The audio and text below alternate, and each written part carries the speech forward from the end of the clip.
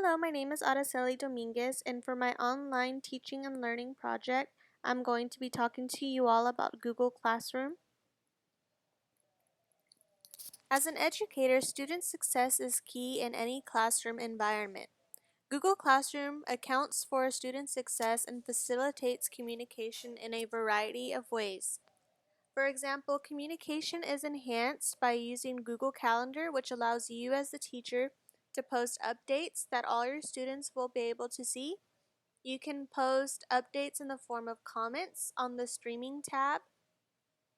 Students can also post comments as well. They can respond to other students' comments. They can respond to your comments, which increases peer interaction. You're also able to provide instant feedback on all students' assignments, and students will instantly receive this feedback as well. You are also able to include multiple teachers within your classroom. I feel that this is really good for days that you may be out of the classroom. These teachers that you add to your classroom will have access to all student assignments, submissions, quiz submissions, and they will be able to add grades to students' assignments as well. With Google Classroom, it can be accessed on any device, Apple, Android, any computer, laptops, and it can be accessed anywhere at any time. This is good for whenever students are needing to work on assignments at home or if they happen to be out of town. And with Google Classroom, another good thing to know is that you are able to organize all assignments into sections. Everything is found in one place, which makes it easy for students to access. Google Classroom is a highly secured website, and it does encourage the use of legal, ethical, and safe behavior related to technology use. Some of the security standards provided by Google support include the Family Educational Rights and Privacy Act, which is a United States federal law that governs the access to educational information and records by public entities. We also have the Software and Information Industry Association, which is a principal trade association for the software and digital content industry. Next, we have the Children's Online Protection Act of 1998, which is a law that was created to protect the privacy of children under the age of 13. And lastly, we have the Future Privacy Forum, which basically focuses on issues related to data privacy. And again, Google Classroom is a highly secured website that keeps all data secure at all times, so you won't have to worry about whether or not your students are working in a safe online environment. And lastly, I would like to point out that Google Classroom does not have any ad pop-ups, which is another thing you won't have to worry about. I felt that with Google Classroom, you do have the ability to develop and deliver all assignments, assessments, and projects that do meet standard-based learning goals. You were able to keep track of data related to students' responses, which helps you as a teacher determine whether or not you need to go over certain material a little bit more. When creating assessments, quizzes, or surveys in Google Classroom, you also have the option to select the shuffled question option. By doing this, each time a student opens up a quiz, they will have a different format, so you don't have to worry about students copying other students' responses. And another thing that I learned is that yes, Lockdown Browser is offered in Google Classroom, but it is only made available if you are using a Chromebook. So now I'm going to go over some snapshots of what you would see when creating a quiz or test in Google Classrooms.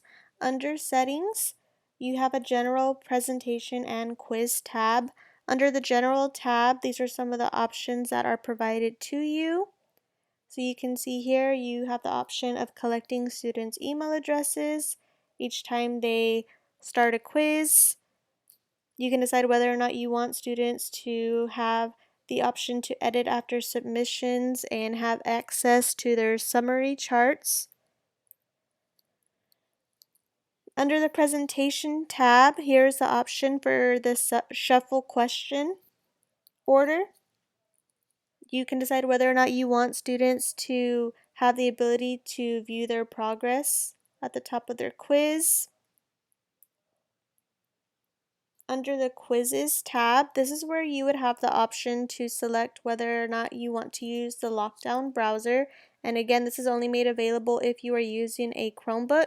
You can also decide whether or not you want students to have access to any questions they missed, correct answers, and point values. And this is some of the data that would be provided to you. This is just a screenshot of one of the sections.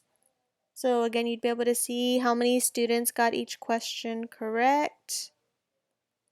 The average score would be right up here.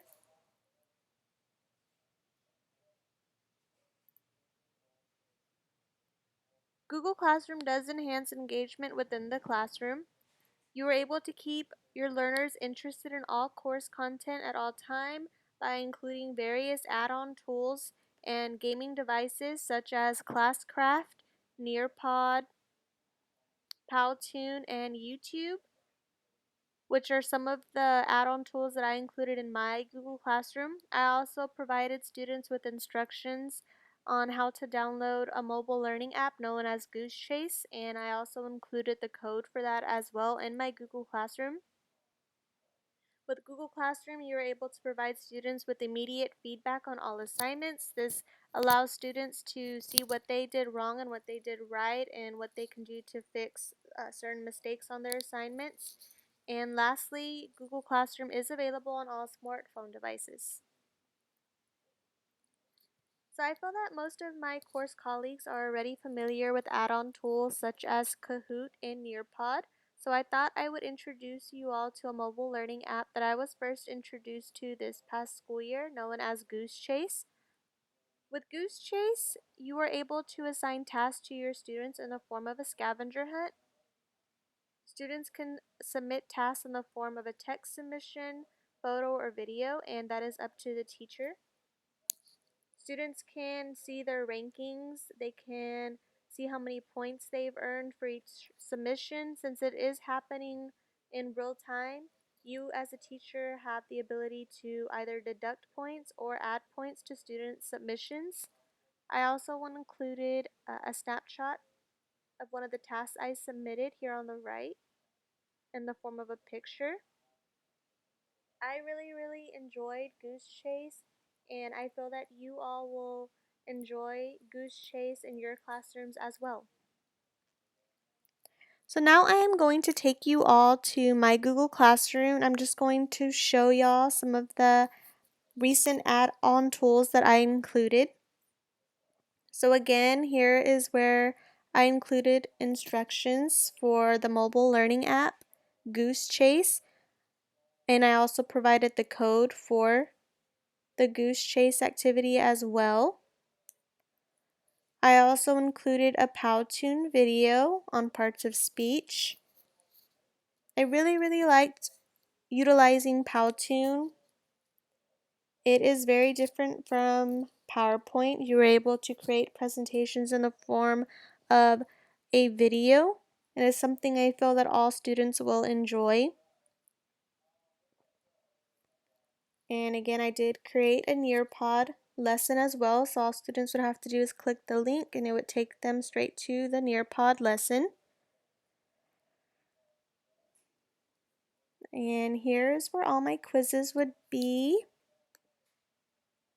I'm going to show y'all some of the data that y'all would have access to. So you would just click on responses, and here's where you would have access to all the data for each question. So you're able to determine how many students got each question right.